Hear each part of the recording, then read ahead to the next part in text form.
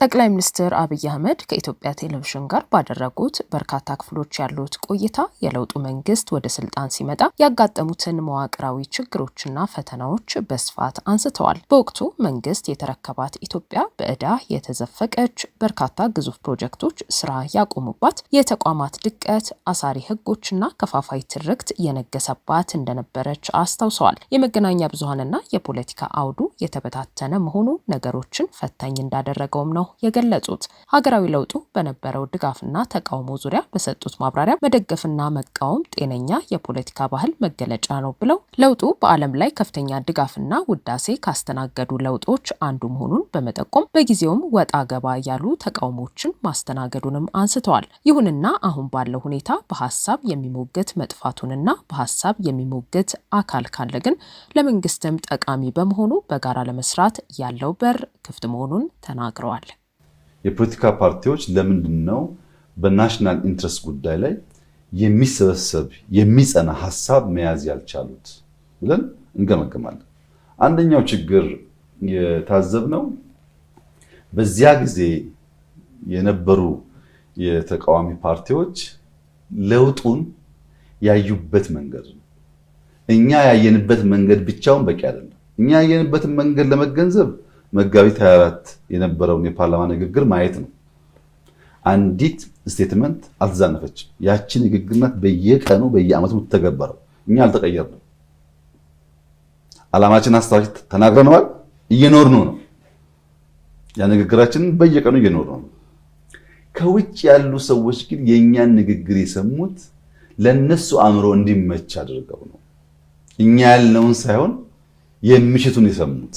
እንዴት ሰሙት ያልሽኝ እንደሆነ አንዳንዶች ችግር የለውም እነዚህ ብዛም የማይታወቁ ሰዎች ስለሆኑ ከወጣ ብለን በሪሞት እናዘዋለን ለውጡን እኛ ወደምንዘውረው የሚጓዝ ለውጥ ይሆናል ብለው አሰቡ። አንዳንዶች ደግሞ እነዚህም ብዛም አይቆዩም፣ ወደ 3 ወር ነው ያሉም አሉ። ባይዘው ወደ 3 ወር ውስጥ ተቀብለን እኛ እንቀጥላለን።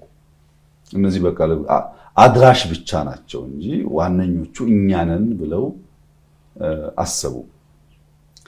ይሄን ሐሳብ ከጅምሩ የገመትናቸውም አሉ፣ በሂደት የተማርናቸውም አሉ። ነገር ግን አብዛኛው እንደዚህ ያለ ሐሳብ የሚያስቡ ሰዎች መንግስትን አያውቁም።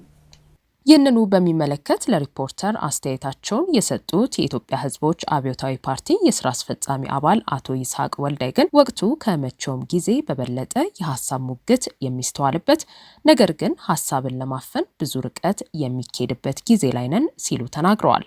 ሐሳብን በነጻነት ለመግለጽ ብሎም ለመሞገት አንድ እርምጃ በተራመድን ቁጥር እስርና እንግልት ነው የሚጠብቀን ሲሉም ወቅሰዋል። የሐሳብ ነጻነቴን ኤክሰርሳይዝ ስላደረኩኝ ነው። እነሱ ደግሞ የሐሳብ ነጻነቴን ለማፈን የሄዱበት መንገድ ነው እየታየ ያለው። ስለዚህ ከማንም በላይ ከምንም ጊዜም በላይ ዘንድሮ ሐሳብና የሐሳብ ልዕልና የሞተበት ጊዜ ያለው ማለት ይቻላል። ለሐሳብ ልዕልና እየጠበበ ነው ተብሎ የሚታሰበውን የኢህአዴግ ጊዜ እንኳን ባልሆነበትም ጋዜጠኞችን ታስረዋል፣ ጋዜጠኞችን ተሳደዋል፣ በነጻነት ሐሳባቸውን የሚሰጡ ዜጎችን ተገድለዋል፣ ከሀገር እንዲሳደዱ ሆኗል። በዚህ ላይ ቆመን ሳለን ነው የሐሳብ ልዕልና እንፈቅዳለን ወይ የሐሳብ ልዕልና አልፋና ኦሜጋ የሐሳብ ልዕልና ዘፍጥረት ነን እያልን ያሉ ማለት ነው። በዚህ ብቻ በቃ እኔም ፓርቲን ያለበት ጦርነት ይቆም ሰላም ይስፈን እንግዲህ ሐሳብ ነው አይደለ?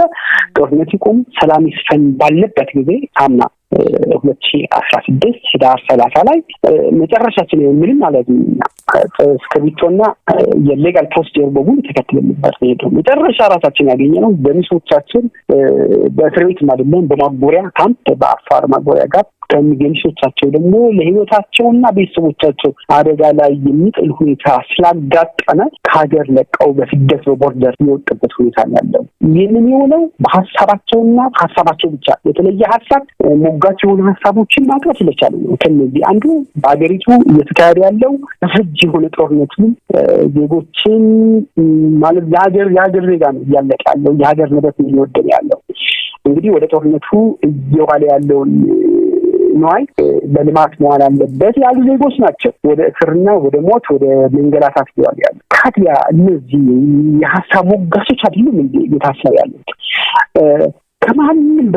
ከማንም ዘመን በዘለለ በዚህ ላይ አይደለም ወይ ሀሳብን የታሰረው? እንነጋገር ከተባለ በዚህ ዘመን ከሌላው ዘመን ይልቅ ሀሳብና የሀሳብ ሰዎችን የታሰሩበት ዘመን ያለው። ጋዜጠኞች ማሰር ማለት ሀሳብ ማሰር አይደለም ወይ? የሀሳብ ልዕልና ማሰር አይደለም ወይ? ማህበራዊ አንቂ ማሰር ማለት የሀሳብ ልዕልና ማሰር አይደለም ወይ?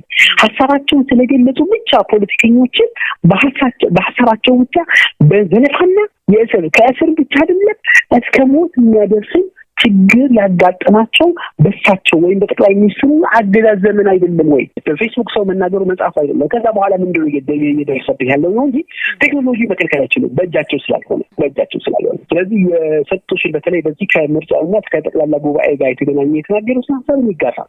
ግን በፌስቡክ ስለጻፍክ ሚዲያ ላይ አንዳንድ ከማህበራዊ ከሳቸው ጥቅም ውስጥ ውጭ የሆኑትን ስለተናገር ሀሳብ ልልናል ማለት አይደለም። ምክንያቱም እነሱን ፈቅደው የሚሰጡት አይደለም። አጋጣሚ ሆኖ ቴክኖሎጂ የሚሰጥ ነው። ግን ከዛ በኋላ ነው ይሄን ከተናገርክ በኋላ ኢንስቲትዩሽን ወይ ስርዓቱ ወይ ፈቅደናል የሀሳብ ልልናል በደንብ አድርገን አስፋፍተናል የሚለውን አካል ምንድን ነው የሚያደርገው ነው?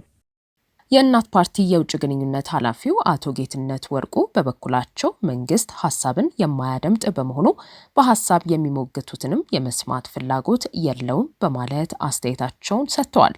የገዢው መንግስት አመራሮች ያሉበትን አሊያም የሚኖሩበትን ሀገር የሚያውቁ አይመስሉም፣ ሌላ ዓለም ላይ ናቸው ሲሉም ተናግረዋል። እነሱ የሚኖሩበትን ሀገር አያውቁም፣ የኢሉዥን ዓለም ነው የሚኖሩት። ይሄን ነገር በሁለት እንክፈለው። ዋን አለ ሀሳቡ፣ ሁለተኛው ደግሞ ብልጽግና ሲነገር ሰምቷቸው አያውቅም፣ አይኑ እንጂ ጆሮ የለውም። ባልሰሙት ነው የተቹት ማለት ነው። ጠቅላይ ሚኒስቴሩም ባልሰሙት ነው የተቹት ቢያንስ ካሉ አይቀር ማለት ነው። ለምሳሌ መድረኮችን መፍጠር፣ ተቃዋሚዎች አውጡት ብለው ቢጠሏቸው መድረኮችን መፍጠር፣ ለምሳሌ በተቃዋሚውም በጋዜጠኛውም መጀመሪያ አካባቢ ላይ እንደዚህ አይነት ጥረት ነበር። በቅርቡ አንድ ሰዓሊ የታወቀ ሰዓሊ ረዳት ፕሮፌሰር ማዕረግ ደረጃ ያለ ሰው ነው እና ይሄ እየተቀባ ያለውን ግሬ ቀለም ከምሁራዊ እይታ ሙያዊ እይታ እንዴት ታየዋለህ ብሎ ይጠይቀዋል ጋዜጠኛው። ከባድ ጥያቄ ነው። እንዳልታሰር አድርጌ ልናገር ይለዋል። ሉክ ይሄ ሰው ስለ ቀለሞች ውህደት፣ ስለ ቀለሞች ምንነት፣ የቀለሞችን ትርጉም፣ የቀለም የሚሰጠውን ኢምፕሬሽን ሁሉ ያውቃል። እንዳይናገር ግን መታሰሩን ይፈራል። የተቀባ ግሬ ቀለም ለዚህ ሀገር ምን ማለት ነው የሚለውን ዲፋይን ለማድረግ ምን ሀሳብ ይጠብቃሉ ማለት ነው። እንዳልታሰር እያለ እየተናገረ እንዳልታሰር ብሎ የተናገረውም ነገር ይደንቃል። በእርግጥ ግን ማንም ሰው እዚህ ሀገር ላይ አሁን ሀሳብ ሲሰጥ እንዳልታሰር ብሎ ነው የሚናገረው። በአንድ 2-3 ብለን እኮ ሰዎችንም ጭምር እኮ መቁጠር እንችላለን ሀሳብ በመስጠታቸው የታሰሩ ከፓርላማ አባላት ጭምር እስከ ተርታው ዜጋ ማለት ነው። እነሱ የሚኖሩበትን ሀገር አያውቁም፣ የኢሉዥን ዓለም ነው የሚኖሩት። ምንም ይገርመኛል እኮ ብዙ ጊዜ ስቃለሁ። ከመሬት ከፍ ብሎ ያለ ዓለም ላይ ነው እነሱ የሚኖሩት። ከዚህኛ ከምንኖርባት ምድር ከፍ ብሎ ያለ ዓለም ላይ ነው የሚኖሩት እና አይሰሙም፣ አይለሙም። ስለዚህ እንዲህ ያለውን ሀሳብ ለመግዛትና ለመተግበር ቦታና ጊዜ የላቸውም፣ ተፈጥሮም የላቸውም ነው የኔ መከራከሪያ። ዞሮ ግን ሀገሩንም ሀገሬውንም አያውቁትም። በጣም ጥሩ ማጠናከሪያ ሀሳብ ይመስለኛል። ዜጎች እየፈሩ ነው ሀሳብ እንኳን የሰጡትን እያሰሩ ስለሚያሳዩ ማለት ነው እና እዚህ ሀገር ላይ በሀሳብ የምንሟገትበት ሀሳብ ፍጭት የሚደረግበት ሳይሆን ሀሳብ የሚያሳስር ስርዓት ነው የፈጠሩት። ጠቅላይ ሚኒስትር አብይ 4 ክፍሎች ባሉትና ዛሬ በሚጠናቀቀው ቃለ ምልልሳቸው መዳረሻችን ብልጽግና ነው፣ ውዳሴም እርግማንም ቢመጣ ብዙ ሚዛን የሚያስጥል አይደለም ማለታቸው አይዘነጋም። ጠቅላይ ሚኒስትሩ ከዚህም በተጨማሪ የማክሮ ኢኮኖሚ ፖሊሲውን፣ ፖለቲካዊና ዲፕሎማሲያዊ ወቅታዊውን የደሞዝ ጥያቄ እንዲሁም ትርክትን የተመለከቱ ጉዳዮችን ያነሱ ሲሆን በርካታ አስተያየቶችም እየተሰነዘሩ ይገኛሉ።